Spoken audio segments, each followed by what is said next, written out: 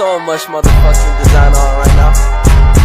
Break it down, bring it back, make it clap. I got 3 old thoughts, new block. Assalamualaikum warahmatullahi wabarakatuh. Saya atas nama Fatur Rahman dengan NIM R1C122070 selaku moderator dari kelompok 5 ingin membahas tentang geopolitik Indonesia. Untuk mempersingkat waktu, nonton video berikut ini.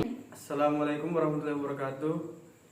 Saya Muhammad Hafiz Faki dengan NIM R1C122096. Di sini saya akan menjelaskan apa itu pengertian geopolitik. Istilah geopolitik berasal dari dua pengertian, yaitu geo dan politik. Geo berarti bumi dan politik berarti kekuatan yang didasarkan pada pertimbangan dasar dalam menentukan alternatif kebijaksanaan nasional untuk mewujudkan tujuan nasional. Wawasan Nusantara merupakan penjabaran dari nilai cinta tanah air dengan segala aspek kehidupan di dalamnya yang merupakan suatu kesatuan dalam bidang ideologi, politik, ekonomi, sosial budaya, dan pertahanan keamanan negara. Assalamualaikum warahmatullahi wabarakatuh. Perkenalkan, nama saya Cindy Faradila dengan NIM R1C122002. Di sini saya akan menjelaskan mengenai wawasan Nusantara sebagai wawasan nasional Indonesia.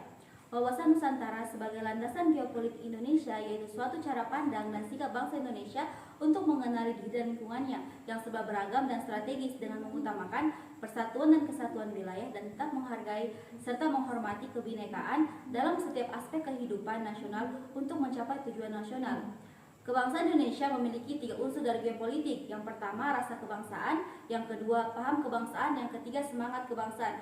Muhammad Muklis dengan NIM R1C122082 ingin menjelaskan tentang landasan ideal dan landasan konsepsional wawasan Nusantara. 1. Landasan ideal. Landasan ideal adalah Pancasila mencerminkan nilai keseimbangan, keserasian, dan persatuan dan kesatuan serta kekeluargaan, kebersamaan, dan kearifan dalam membina kehidupan nasional. 2. Landasan konsepsional. Landasan konsepsional yaitu Undang-Undang Dasar 1945 yang menjelaskan tentang konstitusi dasar yang menjadi pedoman dalam kehidupan bermasyarakat, berbangsa, dan bernegara. Kenalkan, nama saya Nurul Hikmah Ramadhania dengan NIM R1C122044.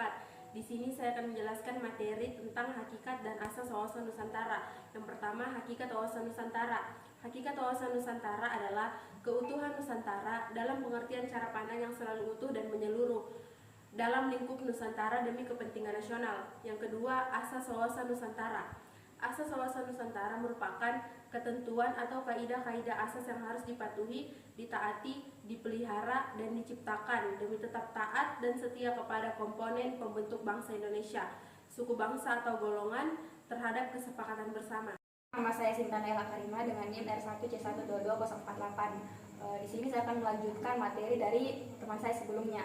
Dan saya akan membacakan bagian E, kedudukan, fungsi, dan tujuan wawasan Nusantara. Adapun kedudukannya yaitu wawasan Nusantara sebagai wawasan kebangsaan dan nasionalisme bangsa Indonesia merupakan landasan visional dalam menyelenggarakan kehidupan nasional untuk mewujudkan cita-cita dan tujuan nasional. Adapun fungsinya yaitu wawasan Nusantara berfungsi sebagai pedoman, motivasi, dorongan, serta rambu-rambu dalam menentukan segala kebijaksanaan, keputusan, tindakan, dan perbuatan bagi penyelenggaraan negara di tingkat pusat dan daerah bagi seluruh rakyat Indonesia. Perkenalkan, nama saya Jadul Alhamdulillah dengan NIM R1C122074. Saya akan membacakan tujuan. Tujuannya adalah wawasan Nusantara bertujuan untuk mewujudkan nasionalisme yang tinggi di segala aspek kehidupan rakyat Indonesia yang lebih mengutamakan kepentingan individu, kelompok, golongan, suku, bangsa, dan daerah. Perkenalkan, nama saya Satria Amanda. Di sini saya akan menjelaskan implementasi wawasan Nusantara. Implementasi wawasan Nusantara berorientasi dalam kepentingan rakyat dan wilayah tanah air secara utuh dan menyeluruh, antara lain sebagai berikut. Implementasi wawasan Nusantara itu dibagi menjadi 4, yaitu yang pertama itu implementasi wawasan Nusantara dalam kehidupan politik, dan yang kedua implementasi wawasan Nusantara dalam kehidupan ekonomi, yang ketiga itu implementasi wawasan Nusantara dalam kehidupan sosial budaya, dan yang terakhir itu implementasi wawasan Nusantara dalam bidang hankam.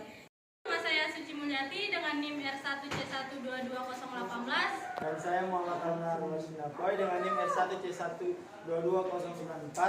Baik, di sini saya akan melanjutkan materi tentang hubungan geopolitik. Hubungan geopolitik ini terbagi menjadi dua, yaitu yang pertama hubungan geopolitik dengan otonomi daerah. Perlu kita ketahui, otonomi daerah adalah kewenangan daerah otom untuk mengatur dan mengurus masyarakat setempat menurut praksara berdasarkan aspirasi masyarakat sesuai dengan peraturan perundang-undangan. Dan yang kedua, hubungan geopolitik dengan geostrategi.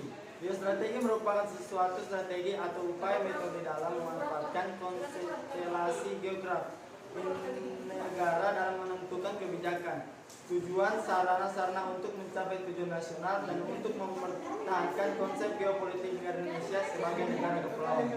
Kenalkan, nama saya Muhammad Turyadin dengan NIM R1C1222038. Di sini saya akan menjelaskan mengenai hubungan geopolitik dengan penataan ruang.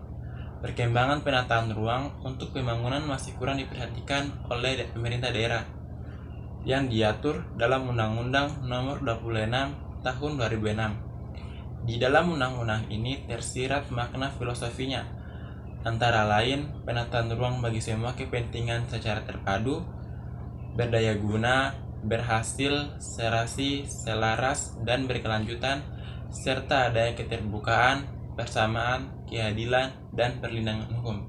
Sekian presentasi dari kelompok kami, lebih dan kurangnya mohon dimaafkan. Wabillahi taufiq wal hidayah. Wassalamualaikum warahmatullahi wabarakatuh. Dan jangan lupa like dan subscribe ya guys.